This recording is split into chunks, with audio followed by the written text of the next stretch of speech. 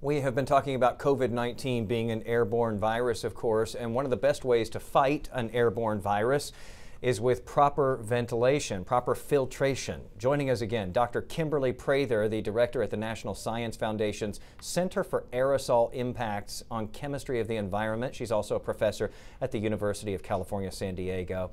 Let's talk about air filtration right now, Dr. Prather, because this is something that a lot of us, certainly pre-pandemic, probably never really worried much with, and even during the pandemic, maybe haven't done a whole lot about. What do we need to know? Yeah, so basically, one of the things we've learned during this pandemic is it's airborne, right? And so once you know that, the key is to know there's many ways to protect yourself. And one of the biggest ways you can do it is by adding air filters to your, your room. And so we've heard a lot about HEPAs and all these other contraptions, if you will, which we'll talk about, of ways to get the virus to get pulled out of the air. Just like you would do for water. We don't drink bad water. We filter our water before we drink it. You want to do this for your air before you breathe it. And so there's HEPA filtration. There are really simple devices that just literally filter the air before you breathe it, which, is a key because you would rather have the virus be in that box, if you will, before it gets in your lungs. And we've talked about the importance of this indoors because, basically your air is being recirculated in there versus being outdoors. Yep, absolutely. So indoors, you're in there, you're trapped. It's like a swimming pool, where everything comes into the pool and we're all, sharing things. And so, the point is that in this case, we can just filter it out. It's such a fixable problem. We can easily filter the air and get it out before we breathe it in. Because just like the regular swimming pool, the air swimming pool can get kind of yucky. Let's talk about the Korea restaurant survey that was done on airborne virus travel. Can you kind of get into that a little bit for us?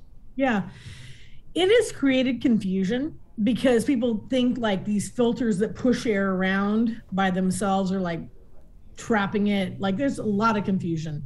I will tell you, there is no downside to filtering the virus out of the air using HEPA filtration or these other, ways we can do it. There's just nothing. But what happened in the sort of restaurant scenario was that they just pushed air that was not filtered and it got trapped in the corner of the restaurant and everybody caught it. So now everybody goes, oh, if you push air around, you're all going to get sick.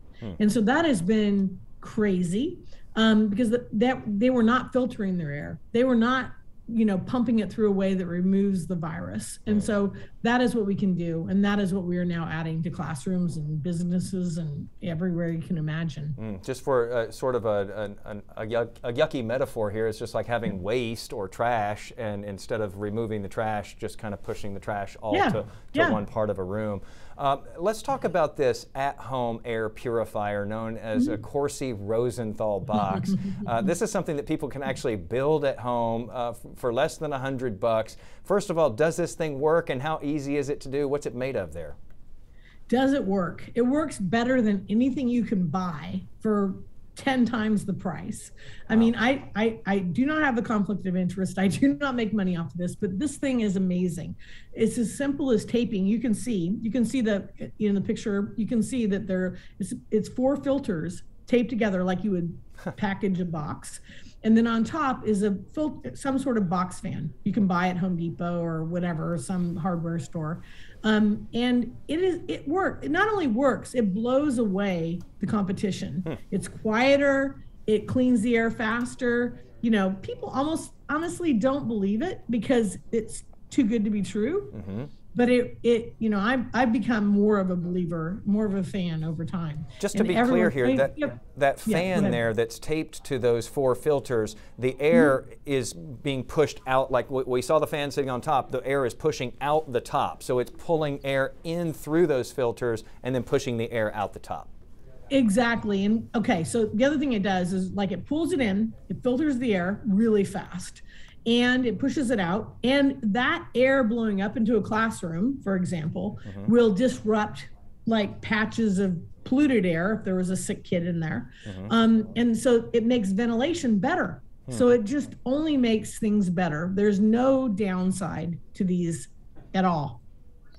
Amazing. And I imagine that would probably be something that people would be very interested in, perhaps if they have a sick family member at home who's, quarantining there at home, maybe in a room. So, something to think about. It is for if you have someone that is sick at home. It is also for, if you just don't want to breathe dirty indoor air, if you live in an area where there's wildfire smoke or an area where there's air pollution, like we've accepted living indoors with bad air. And that's where we spend 90% of our time. That's not okay. Yeah. And this, I think, is a silver lining for the future. We invest in this, we put these filters everywhere, and we make better air and better health for the future beyond COVID.